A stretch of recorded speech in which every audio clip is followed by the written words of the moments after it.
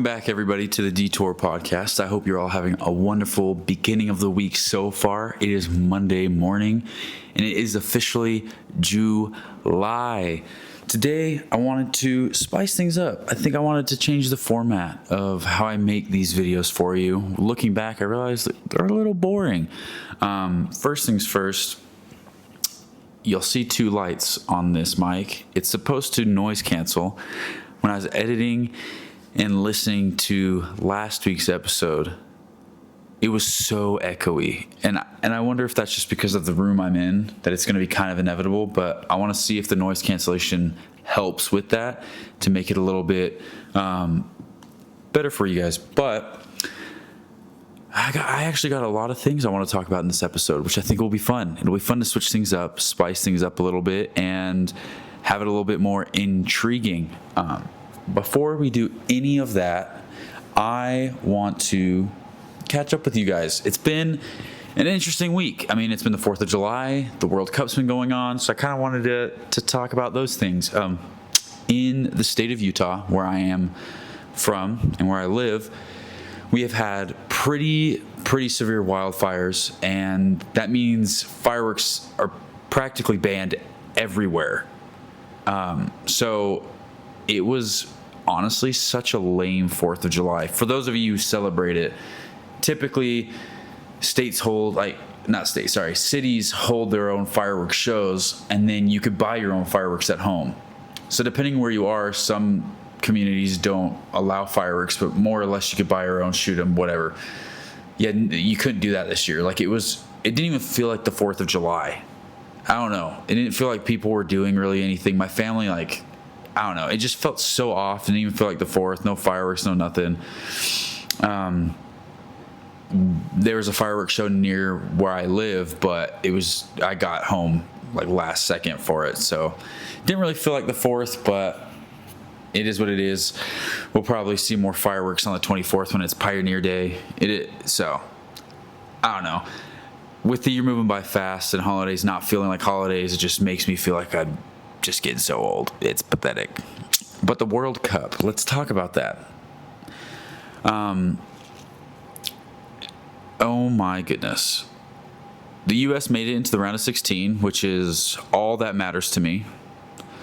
But Australia unfortunately didn't make it, which was actually really depressing because I was rooting for them too, since my cousins are from Australia.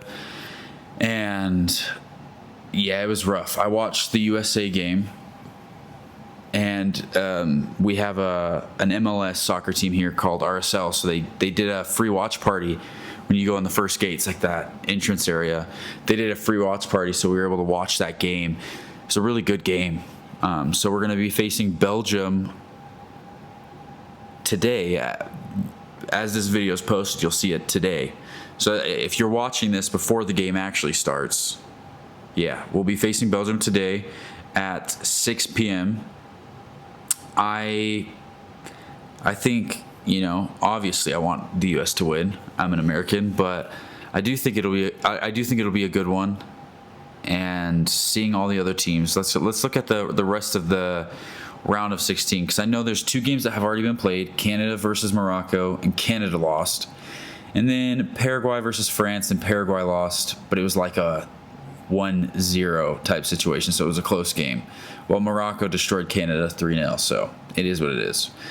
Next up, we got U.S. and Belgium, and before that game, we have Spain and Portugal today at 1.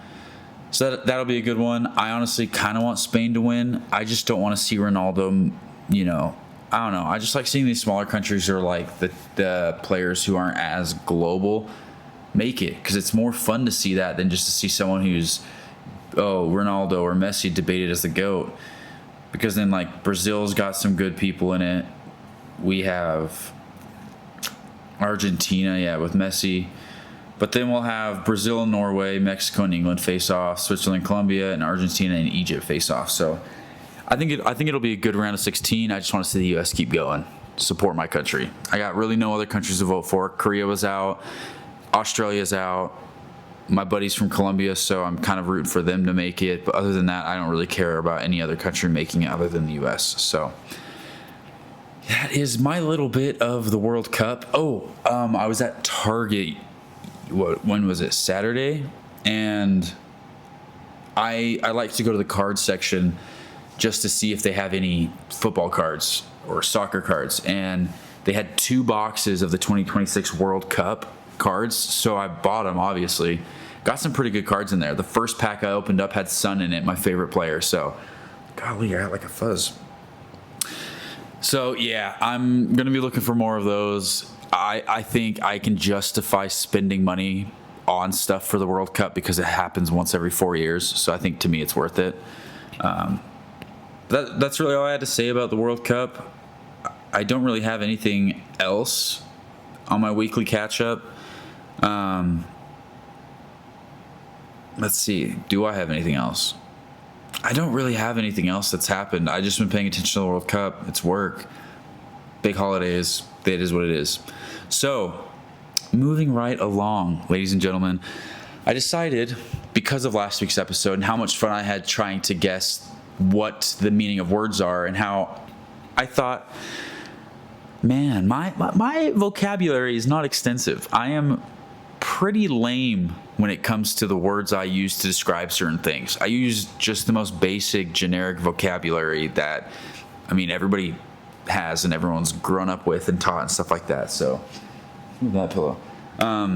So after learning that word, and I'm going to be completely honest with you, I don't remember what the word is or what it means. So I wanted to do it where every week I'll talk about a word, say the definition, and I want all of us, you guys included, to use that word multiple times during the week. And then come next week, we have a little bit more, catching up to do because we're trying to learn more words. So I got this app on my phone, and it is called, what is it called? I need to find it. Okay, it is called Vocabulary. That's literally all it's called. And what it does is you can choose how many words a week you want, how many notifications in regards to reminding you about the words do you want. Like, it is what it is. And you could save words to look back on. So I'm going to see if I can go to my saved.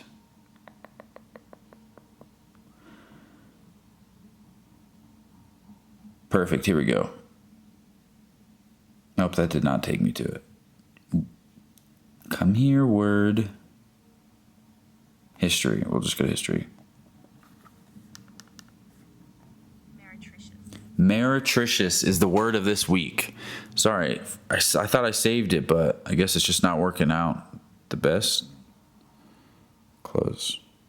Okay, favorites. That's a favorite word. So, meretricious is an adjective, and it means attractive on the surface, but having in reality no value or substance. So being dull or shallow, essentially. That person is beautiful, but they're meretricious, right? So it seems like there's a lot of people that can fit this category, because I feel like nowadays we're all too focused on, oh, you're so pretty, oh, you're so sexy. Yeah, no, but they're dull and they're boring. So meretricious, try to use this at least once a day this week in describing anything that is attractive on the surface but having no value or substance. So people, movies, music, actions, anything. Just try to use this word. I'm going to try and use it. And I think as we go, I kind of want to do recap at the beginning of each episode about the word from the previous week to see if I still know it. Hopefully I do. I'm going to be completely honest. If I don't keep up with it, I know it for a fact I'm not going to remember what the word even was or what it means, but I'm going to try my best. Meretricious, again, attractive on the surface, but having no value or substance. So keep that in mind as you go throughout the week. I'm not going to try and use it in this episode. I'm not that confident in the word yet. Next, I want to provide the hot take at the beginning of the episode. A little something more to talk about. The hot take I actually have is the fact that I think people who say they're morning people, who like waking up early, who think that getting up before the sun gets up makes you better than everybody else, you're a liar. Nobody, not a single person actually likes getting up in the morning because I can't stay up late. So with that being said, I'm like, man, maybe I am a morning person. Maybe I just am not meant to stay up late. But I can't even wake up either. When I wake up to my alarm, I look over, turn it off, and roll back over for another 2 hours of sleep. If I have the opportunity to, I will sleep in. I highly doubt anybody is actually a morning person. People who say they are force themselves to get up, and they're probably miserable because they're waking up so early and thinking that it makes them better than everybody else. So you suck, and if you're a morning person, you're lying to yourself and to everybody else. So the idea of being a morning person is meretricious. It's attractive because you think that you're better than everybody else, but it's completely pointless. See, I use the word. I'm a little intelligent, but hopefully I used that word correctly, actually. Next thing I wanted to do is I think we read some Reddit stories in the past. I think I want to include that again. I want to spice it up a little bit. So I actually have an Am I the A-hole story to read for you. I kind of briefly looked it over just to make sure it was worth reading about. I think that the title says everything. So the Am I the A-hole for despising my handicapped sister. Now pause before we actually get into this. What the fuck, dude? Like that's already a wild title for the story. But let's read. Let's not judge too quickly because they already sound kind of crazy. The title makes me sound horrible, but hear me out. My sister is severely autistic. She requires attention almost 24/7 and cannot be left alone. She is nonverbal and cannot take care of herself at all, despite the fact that she is only 12 and is extremely destructive and violent and destroys anything she gets her hands on. I hate her. That should be wrong to say, but it doesn't feel like it. Okay. I was only 6 years old when she was born, and since then, I've never solely had my parents' attention. Even since I can remember, the world revolved around her. I was moved out of my room into the basement at 7 because she needed to be in a room next to my parents. All of my toys as a child were destroyed by her, and my parents simply ignored me when I complained. Even when I was 14 and she destroyed a Mac my school gave me, I was in the wrong. It's like I understand the frustration, but along with this, I was expected to take care of her and drop everything I do for her. I can never make plans with my friends because my parents expect me to be there if they need me to take care of her. Even when I do somehow get time to myself, I am required to leave if they need me. If I do not, then I am punished. The recent example of this is when I went to see the new Spider-Man movie and was grounded because I turned my phone off in the theater. It seems as if I am nothing more than a slave to them, and anything involving her simply overshadows me. This last week, I was chosen to give a speech at a school event. I was so excited, and my parents promised to be there, but they never showed and claimed it was because of my sister. Anytime anything like this happens to me, they are too busy with her. I've held this in for so long and finally spilled out today. While talking about colleagues with my father, he joked that I should get a degree that pays so well when they're gone I could take care of my sister. I don't know why, but this caused me to break down. I cried and screamed about how it's always about her. I'm nothing more than a caretaker to them.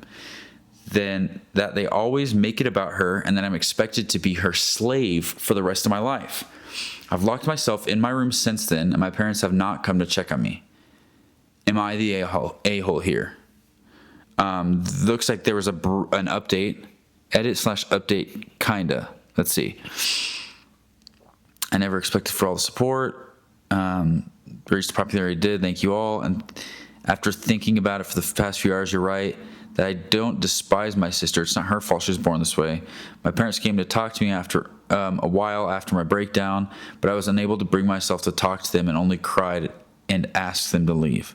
They have made arrangements with my grandfather for me to stay with him for the time being, and I'm getting ready to go to his house. I can't read for some reason. My parents want to talk to me, but we have decided it's best I leave for now and have some space and time to collect myself. We will be sitting down and talking later this week about the issue. Okay, so I don't know how old you are. Seems like you're a teenager, but it says we talked about colleagues. Oh, that says we talked about colleges with my father. I'm dyslexic as a motherfucker, but colleges with my father. Okay, so clearly you're on your way to school. I understand the frustration of siblings. I don't know. I can see that. I think you're more frustrated at your parents for the way they treat you instead, because of there's so much attention on your sister. Okay, so that doesn't, I don't think you're the a-hole for being upset with your sister, because I guess it just seems like that's where your anger is frustrated or pointed to. But the more you talked about it, the more it kind of made it seem like you're more frustrated with the way your parents treat you and how your sister breaks everything and they don't care if it's yours, and you can't have your own life because you have to take care of your sister when, I don't want to sound like an a-hole, but I don't think it's your responsibility to have to constantly be there for your sister and take care of her just because she is disabled. Obviously your parents can ask, but I think it's their responsibility as the parent to take care of your sister and their daughter. So I think that is kind of messed up that they won't kind of let you do your own thing and will get mad at you for it.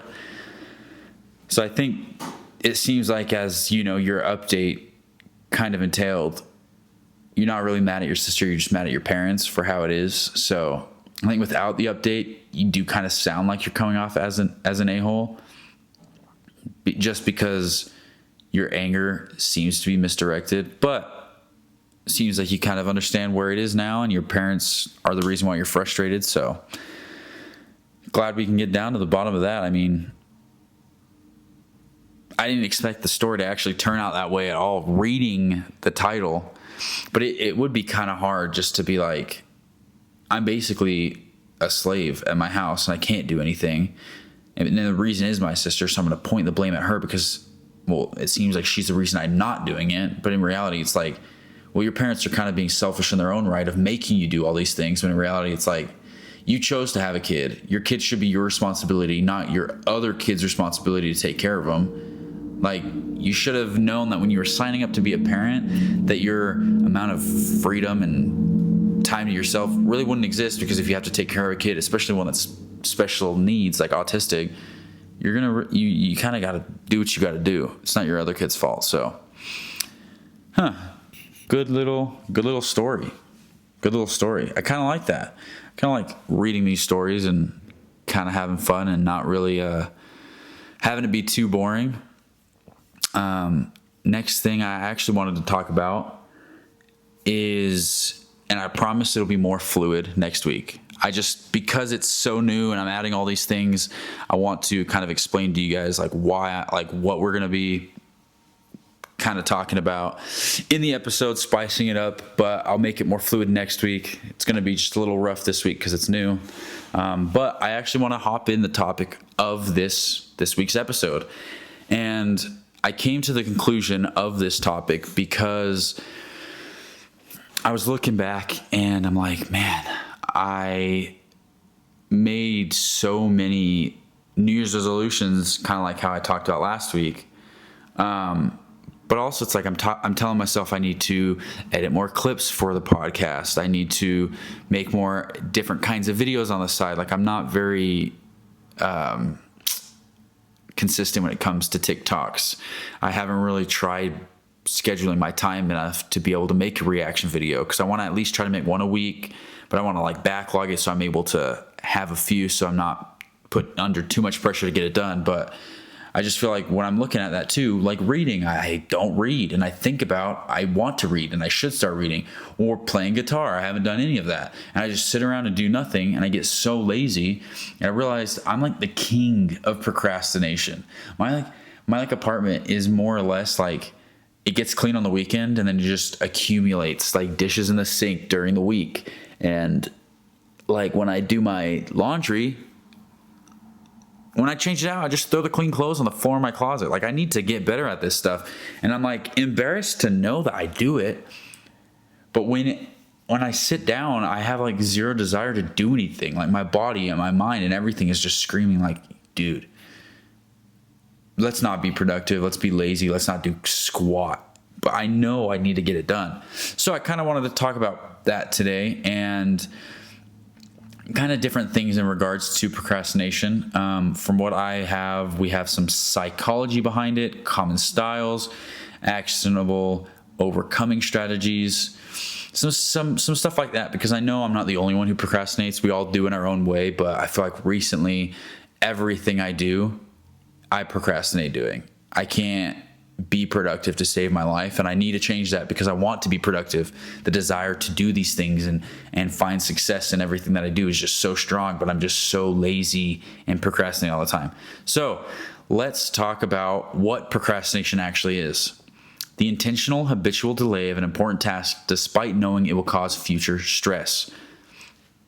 Bruh, that's exactly what happens to me. Recording this episode, I'm always doing it on Sunday, the day before it comes out on Monday, and I should be doing it midweek like I used to. I used to record Wednesdays, have it edited and uploaded, and then maybe have a clip done by like the weekend when I was really on it.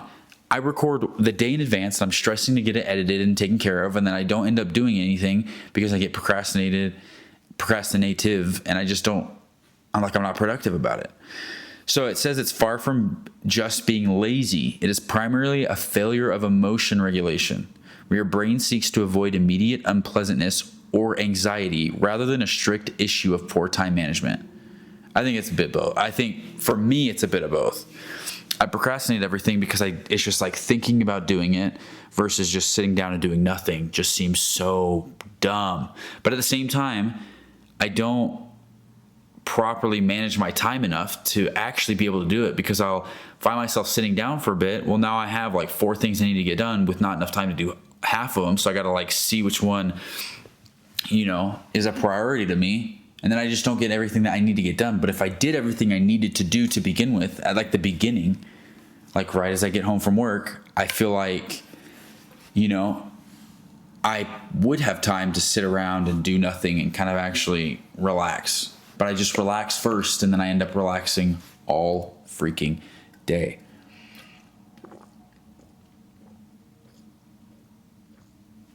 I don't know why talking makes my mouth so dry, but I'm a little parched. So let's understand the mechanics of delay.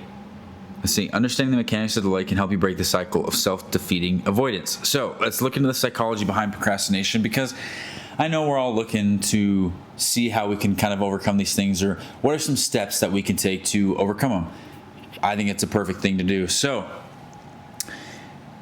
emotional threat response is the first bullet point under psychology. Your brain processes complex or boring tasks as immediate threats to its well-being, triggering avoidance to seek temporary mood repair. Agreed. Sometimes, I am excited to make videos, and the ideas of doing all this stuff is exciting, and coming up with topics and all that stuff. It's fun. However, the amount of time it takes to edit, to get it right, to do this, to blah, blah, blah. Because when I'm editing clips, like shorts, right, I have to first edit on my computer, then I have to email it to myself, and then on my phone on the YouTube app, that's how I get the captions to be on it. And then I have to upload it, and then I go back on my computer to add all like the details of like, okay, what's the title of the video gonna be? What hashtags am I gonna put? What YouTube tags? Now I gotta put it on Instagram and TikTok, and that takes like an hour for one thing. Usually, it used to take like an hour to edit, 2 hours to do it all, but still just thinking like, oh my gosh, just for that one thing, it's going to take a long time to do. Or even just sit down and come up with like a proper topic with in-depth bullet points and stuff like that for a podcast episode just seems so like time consuming and kind of boring, because I got to sit down and I got to focus and I got to do the work, right? But making the episodes and talking about it, this is fun. Just doing the work that requires to get to where I need to be to record the episode is not fun.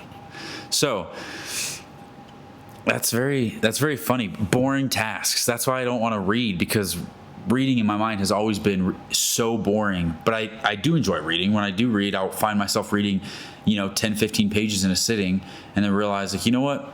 It's a good place to stop. But because I've grown up hating reading, it's kind of one of those things of, reading's so boring, I don't even want to do it. Or I'm not even good at guitar yet, so playing guitar almost kind of bothers me, because I'm like, this is so boring to learn like one chord. But in reality, that's kind of how you get to being good. But I just have a hard time in the moment seeing that to overcome the fact that it kind of seems a little boring. Bullet point 2, perfectionism and fear. Many delay tasks out of fear of failure or criticism, causing procrastination as a subconscious shield.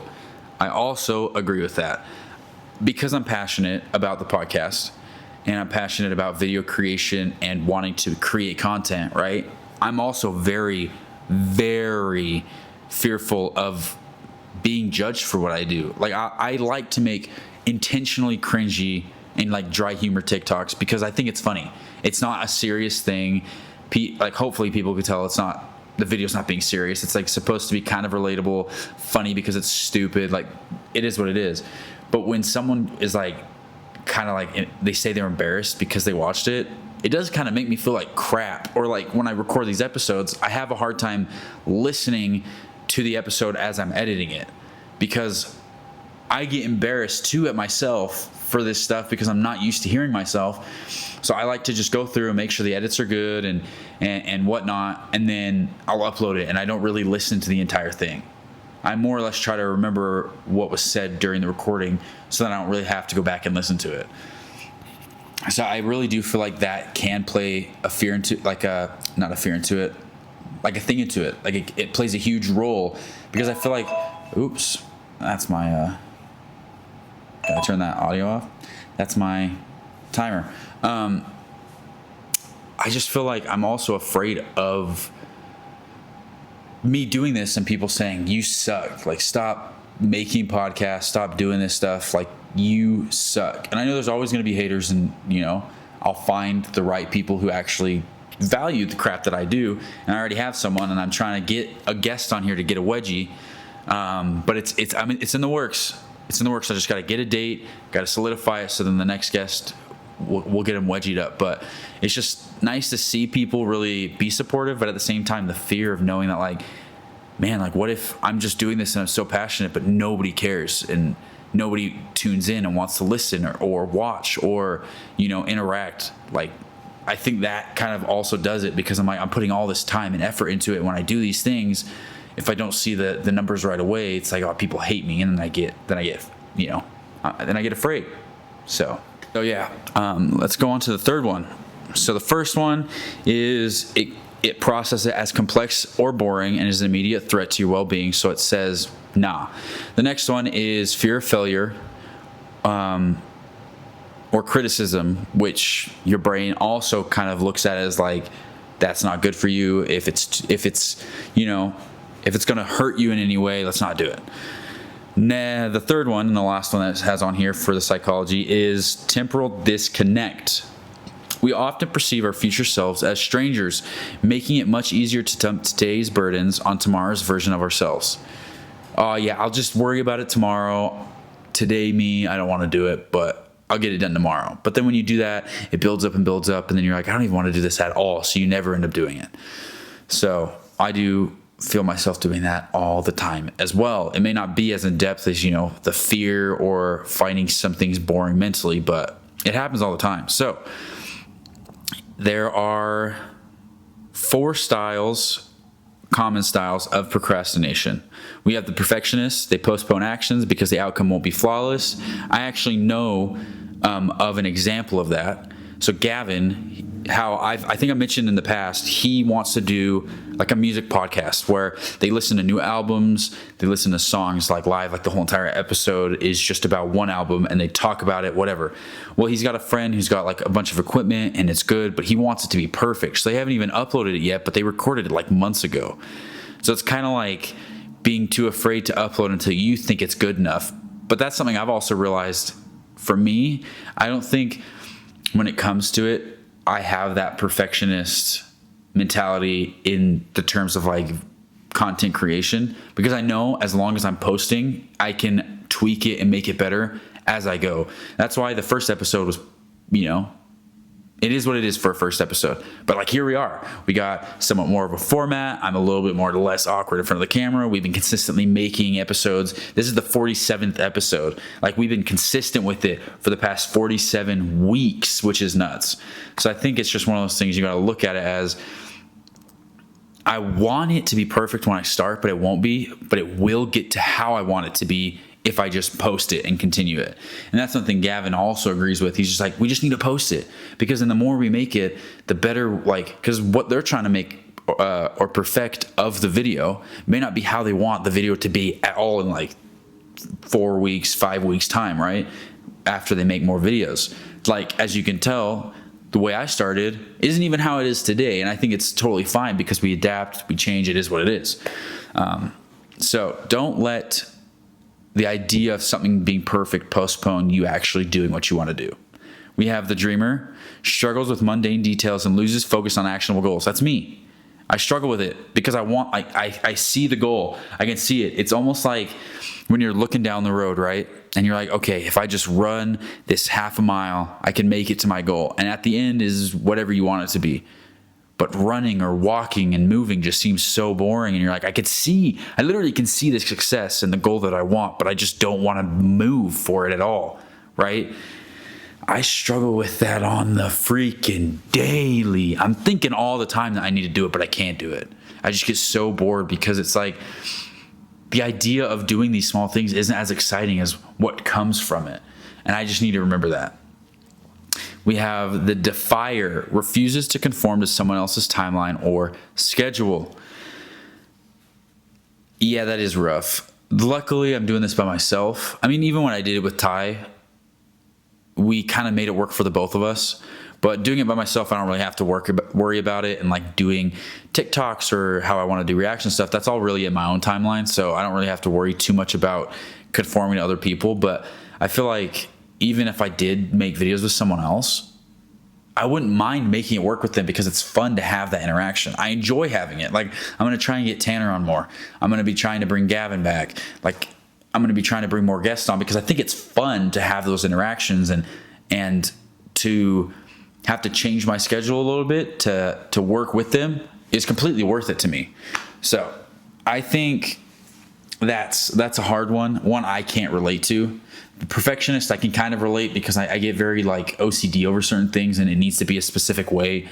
Like the dishes in my cabinets are very particular, and the way I do my laundry, like I'm very particular in a certain way where it almost comes off like perfectionism or whatever. But I feel like when it comes to a lot of things that I'm trying to do, especially creatively, I don't really struggle with it that much.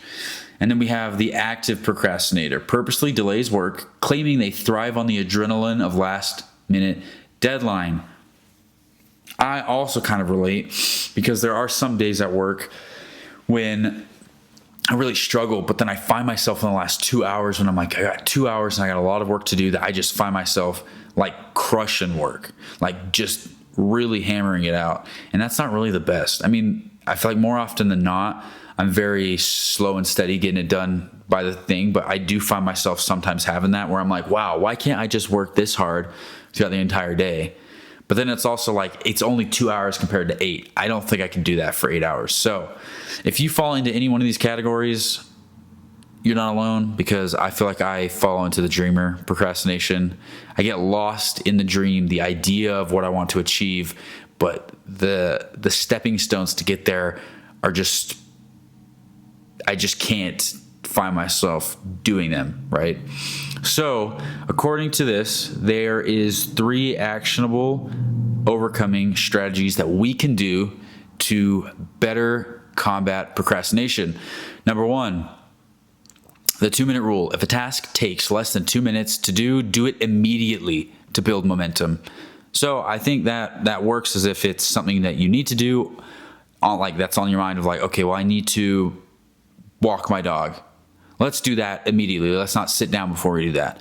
Because once you do it, you kind of feel a bit more productive. So I'd say before you sit down and relax, after getting home from work or whatever, make a list of things that you want to get done today. And I'd say rank them or order them from what takes the least amount of time to the longest amount of time. Because like I said, if you do the one that takes the least amount of time, it builds the momentum. So then you can find yourself being productive the entire day just because of that one little push, like a snowball. You roll the snowball down a little bit and it's small, easy to do. Starts to build momentum, and then you do all these great tasks and it just builds and you're killing it. I think I'm going to start doing that one because I find myself procrastinating even doing those small tasks. We have the Ivy Lee method. At the end of every workday, write down your 6 most important tasks for the next day. Prioritize them and focus only on the first one until it is finished. That is kind of cool because then it instead of it being like, oh, I didn't get this done, I should have done this. Well, you thought about it previously. So like, all right, today I'm going to do a debrief of, today went good. What do I want to get done tomorrow? Here's a list of things I want to try and get done. I think that's a really good one to do because then you have it written down of something you may forget tomorrow that you want to get done tomorrow. Then the third one is temptation bunding. Don't even know what that means, but it says pair an unpleasant task like folding laundry or writing an email with something you enjoy, like listening to your favorite podcast to make it more appealing.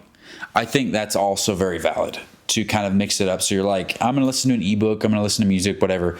That's what I do. I can't like clean my house without listening to music just because my mind is so everywhere all the time that I'll focus too much on the fact that dishes are boring. But if I'm jamming to music, I'm getting dishes done, and before I know it, my dishes are done, or my laundry's put up, or I just swept and mopped, like stuff like that. So I think that's also a good one. I need to start doing that more. And like, if I'm sitting on the couch or just standing there thinking like, okay, I need to clean. First thing I should do is let's just turn on some music. Let's get the motivation, the vibes going, so then I can actually get up and do it. So I'm gonna do a little recap. Psychology. We have emotional threat response, complex or boring tasks. Your mind says, no way, Jose. Then we got perfectionism and fear. You delay things because you have fear of failure or criticism. And perfectionism, takes place in that because you want it to be perfect and you're afraid of the criticism, so you don't do it. Then you got temporal disconnect. We perceive our future selves as strangers, so it's easier to put off today's tasks to ourselves tomorrow. The common styles of procrastination: the perfectionist, the dreamer, the defier, and the active procrastinator. And then the easiest strategies to come over is the 2-minute rule. If something takes less than 2 minutes, do it right away. At the end of your day, write the 6 most important things you want to get done tomorrow and focus only on the first one until you get it done. Then the last one is pair something like an unpleasant task with something you actually enjoy: music, audiobooks, podcasts. If you want to go on, like talk on the phone with somebody, pair that with something that seems kind of boring, as it will help get you through. So I'm going to definitely be doing these, and honestly, I'll recap next week. I will do the 2-minute rule, and I'll actually do all of the strategies. The Ivy Lee method might be a little harder because if I procrastinate everything, I might procrastinate writing down what I should do. But the 2-minute rule and the temptation bunding, like the listening to music or whatever, I'm definitely going to do that.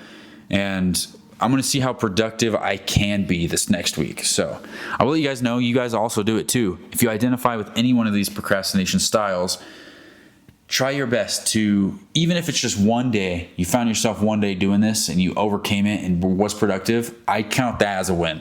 So let's try this next week to be more productive.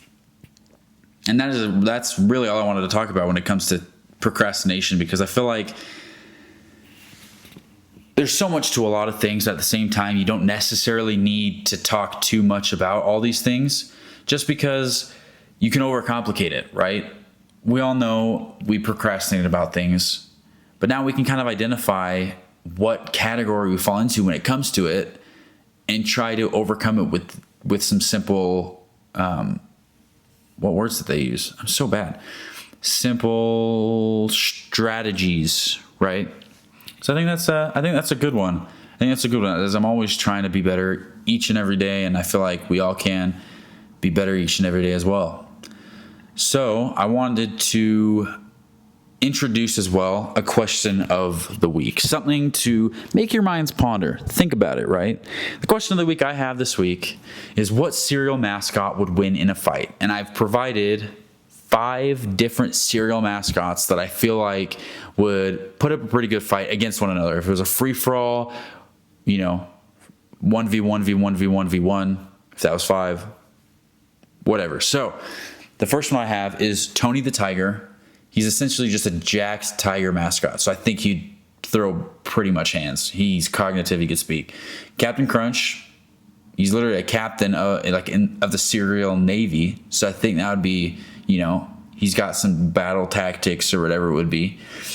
If you've seen any ad for Trix at all, the Trix rabbit, he could be a little, he's a little sneaky, a little fast boy. So I think he would put up a good fight. We have Lucky the Leprechaun from Lucky Charms. He's got magical abilities and he's small, so you can kind of like dodge everything. And then we have Count Chocula. He is literally a vampire. So I don't know, I don't know how any of them compare to him. So I kind of want to think about that. Think about who you think would win in a fight. I don't know. Who do I think would win in a fight? I'll think about it over this next week. I want to hear what you guys have to say, and I will come up with my reasoning next week of who I think would win in a fight between Tony the Tiger, Mr. Captain Crunch himself, the Trix Rabbit, Count Chocula, and Lucky the Leprechaun. Because I feel like they all have different things that allow them to have an upper hand, but at the same time, I mean, we have a vampire, so unless someone can combat that, I don't know who would win. So, yeah. What cereal mascot wins in a fight? Let me know what you guys think, and I will tell you my opinion next week at the beginning of the episode. And then the final thing I wanted to talk about today is I want to recommend some stuff. I want to start recommending stuff weekly. Anything that I may be watching, listening to, doing, right? Kind of working on that. I honestly feel like if you have or haven't seen the Fast and Furious movies, I think we take this week and at least watch the first 4 or 5 of them, because the Fast and the Furious is really good. Too Fast, Too Furious is really good. Tokyo Drift is amazing. Then you have Fast and Furious, which I think is the 4th one. The Fast 5, which is a really good one. I feel like you just need to rewatch them, especially I'd say the first one. The first one is just so good. The cars are so sexy. Even in the second one, oh my gosh, the cars are just so sexy in all of them, and it's just so watch the Fast and the Furious and get that adrenaline pump, man. You want to race? I know you do, because I do.